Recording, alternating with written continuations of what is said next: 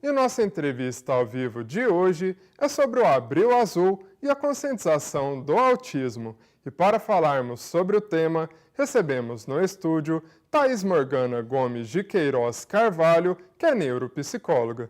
Thaís, seja muito bem-vinda aqui no Informativo. Obrigada, Matheus. Boa noite, telespectadores, né?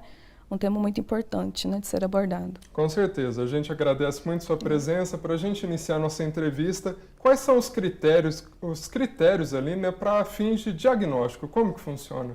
Tá. Assim, de acordo com o DSM-5, né, nós temos alguns critérios diagnósticos, mas os principais, né, que devem ser observados desde o diagnóstico precoce ali, desde os bebês, né, os primeiros anos de vida, em relação à interação social, né, partilhar atenção, né, então nas idades iniciais, né, se essa criança partilha essa atenção com outras crianças, né, se partilha atenção com os pais, se olha para onde, né, os pais estão indo. Então, assim, a gente tem esse critério, né, de interação social, né, de comunicação social, né, pensando em umas crianças com idade um pouco mais avançada, né, e temos também os padrões restritos, né, e repetitivos do comportamento, né. Então, esses são os principais critérios para a gente observar. E dentro desse contexto existem diferentes tipos também. Sim. Existem diferentes tipos, né? Assim, a gente hoje fala sobre níveis de suporte, né?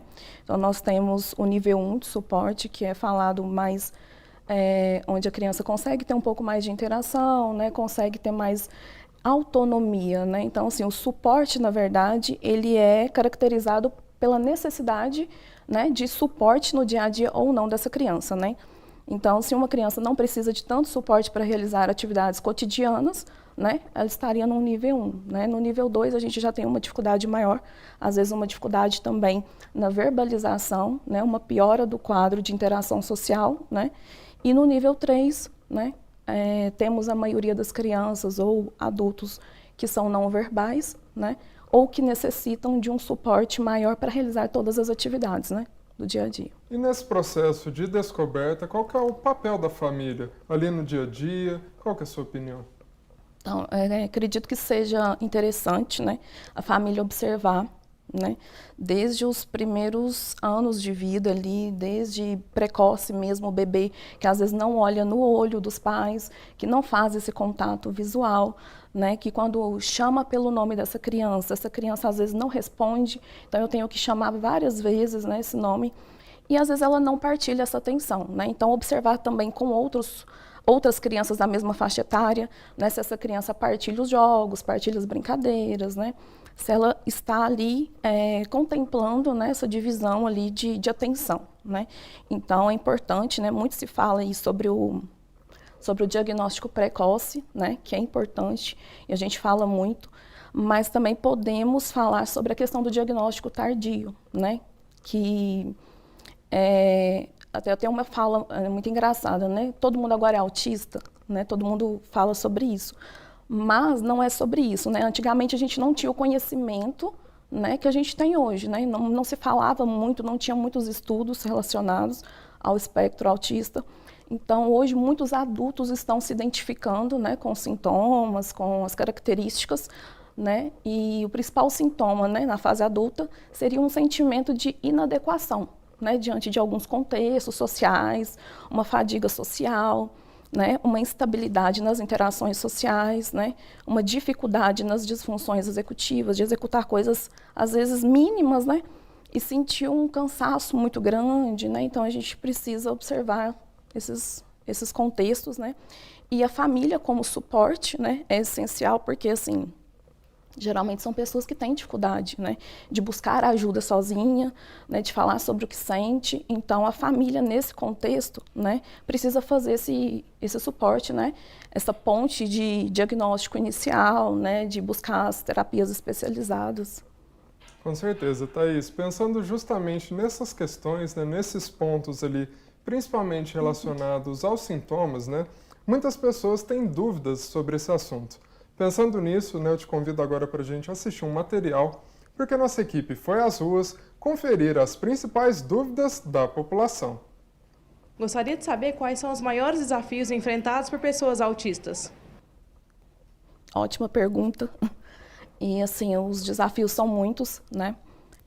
Se a gente pensar na infância, né, nessa criança que tem o diagnóstico, os desafios começam dentro de casa, né? Começa para ela mesma, né? Essa criança se sentindo um pouco inadequada, se sentindo diferente dos coleguinhas, né? Então sentindo não pertencente a grupos, né? Não conseguindo às vezes ter uma autonomia, né, em certas coisas esperadas pelo marco do desenvolvimento ali, né, das idades. Então ela não consegue atingir esse conteúdo esperado.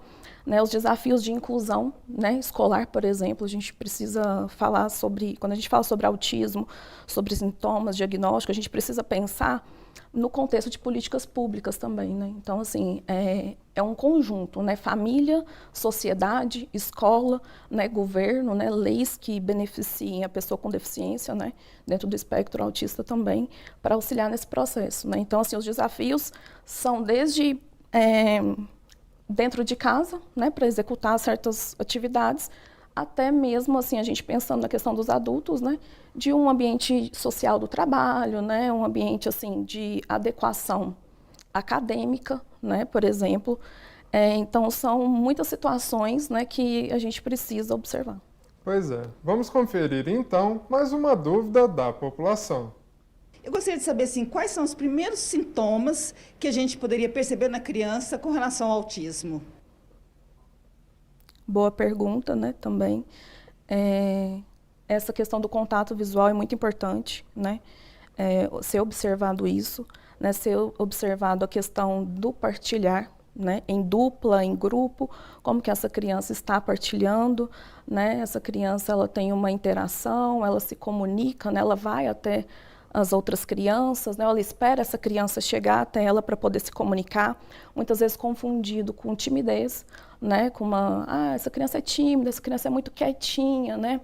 Essa criança não fala muito, é normal, né? Então, assim, são sinais de alerta, né? Que a gente precisa observar e, assim, um recado, né, para a família, por exemplo, seria acompanhar de perto junto com a escola, né? Então, ter uma parceria família e escola, né, para poder fazer assim as observações, porque o professor às vezes passa muito mais tempo, né, com essa criança ali em sala de aula, observando essas interações, né? Então, assim, é importante ter esse diálogo, um diálogo saudável, né, entre família e escola. Pois é. Thaís, a gente já está chegando ao final da nossa entrevista. Antes da gente encerrar, eu queria que você falasse ali de como no nosso dia a dia, né, a gente pode cooperar para essa conscientização sobre o autismo. Sim, eu costumo dizer, né, na prática clínica, que não é o autista que precisa se encaixar, né? Às vezes a gente fica pensando, nossa, o autista precisa se encaixar no contexto escolar, né? Ele precisa dar um jeito de pertencer à escola, dar um jeito de pertencer no ambiente de trabalho, dar um jeito de pertencer aos grupos sociais, né? E a gente fala muito do masking, né? Que seria a camuflagem social que esse autista precisa fazer para estar dentro desses contextos sociais, né? Então, nesse ponto de vista, né, a gente precisa pensar sobre a sociedade incluir, né, com políticas públicas, com adaptações no ambiente de trabalho, com flexibilização da rotina, às vezes, da jornada de trabalho, uma adaptação de questão sensorial, né, de luzes, de ruídos para esse autista, né, ele poder entrar no ambiente de trabalho com abafadores, né, com óculos com proteção, né, ou essa criança, né, ela poder ter uma flexibilização da rotina, né, tendo momentos o quê? De se regular, sai de sala, se regula, volta para essa sala. Então são mecanismos assim que parece simples, né, mas que auxiliam no dia a dia, né, sem contar com a questão assim de cobrar das autoridades mesmo, né, a questão de investimento em políticas públicas. Certamente. Excelente, Thaís. Muito obrigado pela sua participação aqui no Informativo. Agradeço. Seja sempre muito bem-vinda.